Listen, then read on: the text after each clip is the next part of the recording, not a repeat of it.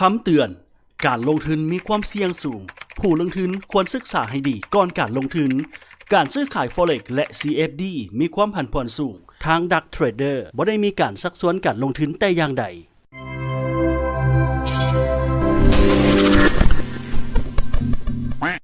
สวัสดีต้อนรับเข้าสู่ Dark Trader คลิปนี้เราจะมาแนะนำเว็บไซต์ของ Dark Trader ของเราเองเนาะซึ่งว่าเว็บไซต์ของเรานี่ก็จะเป็นหน้าตาแบบนี้เนาะพิมพ์คำว่า darktrader.com เนาะก็จะมาในหน้าต่างแบบนี้สำหรับใครที่ว่ายังบ่ทันได้เป็นสมาชิกกันเทื่อสามารถคลิกลงทะเบียนกันได้เนาะซึ่งว่าเว็บไซต์ของเราก็จะมีการจัดกิจกรรมต่างๆไม่ว่าจะเป็นการแข่งขันเทรดเดโมตลอดเลยนะแล้วก็มีการลุ้นเลขท้ายราคาปิดของ Forex นั่นเองนะแล้วก็นอกจากนี้ใครที่สายหวยนะสายเสี่ยงโชคแบบนี้เลยกิจกรรมทวยผลหวยประจำมือนะซึ่งว่าในแต่ละอาทิตย์ก็จะมีหวยลาวของเรานี่ออกมื้อใดเราจะมาทวยมื้อนั้นนะซึ่งว่าทุกท่านสามารถมาลงทะเบียนหรือว่าลิ้นกิจกรรมกันได้เดี๋ยวเราจะมา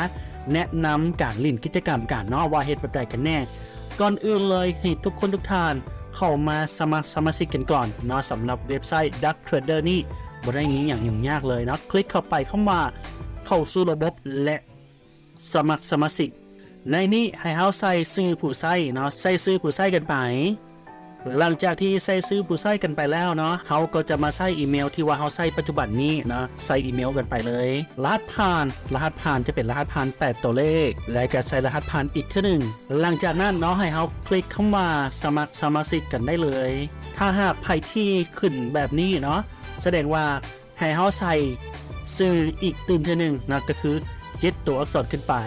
ประมาณนี้แล้วก็คลิกเข้ามาสมาชิกหลังจากที่ว่าสมัครมาแล้วเนาะจะมีอีเมลให้เฮาไปกดคอนเฟิร์มอีเมลกันก่อนอีเมลก็จะเป็นแบบนี้เนาะให้เฮาคลิกคำว่ายืนยันการสมัครสมาชิกหรือว่าคอนเฟิร์มอีเมลนั่นเองนะคลิกไปได้เลย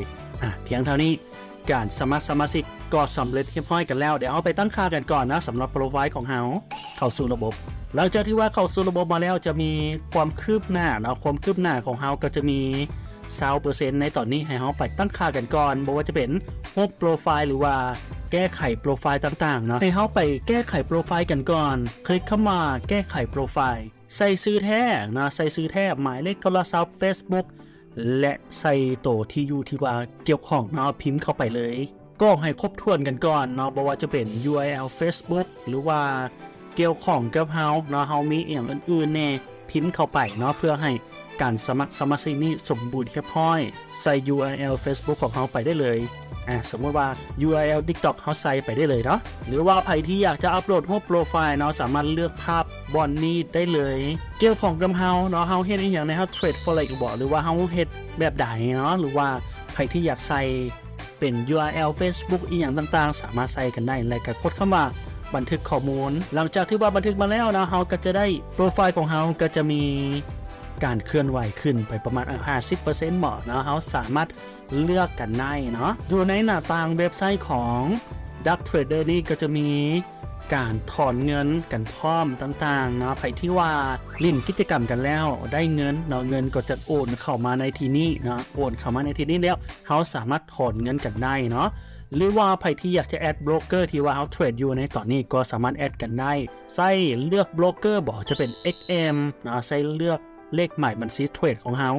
เลือกกันไปนะแล้วก็คลิกเข้ามาเพิ่มบัญชีตัวอย่างเนาะเขาใส่หมายเลขบัญชีเทรดของเขาไปเนาะกดวางไปได้แล้วก็เพิ่มบัญชีไปได้เลยเพียงเท่านี้เนาะการสมัครสมาชิกของ Dark Trader ก็สำเร็จเรียบร้อยกันแล้ว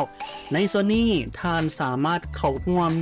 กิจกรรมต่างๆจากทาง Dark Trader กันได้แล้วนะสำหรับ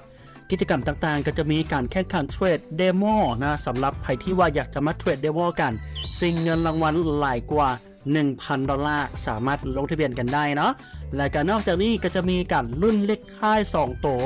เลขปิดเนาะเลขราคาปิดของ Forex ในคู่นั้นๆและก็นอกจากนี้กิจกรรมถ้วยผลหวยกันพร้อมซึ่งว่า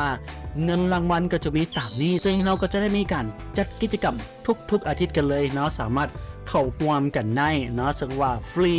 บ่ได้มีอีกอย่างเลยสำหรับในส่วนนี้นะการสมัครสมาชิกของทาง Dark Trader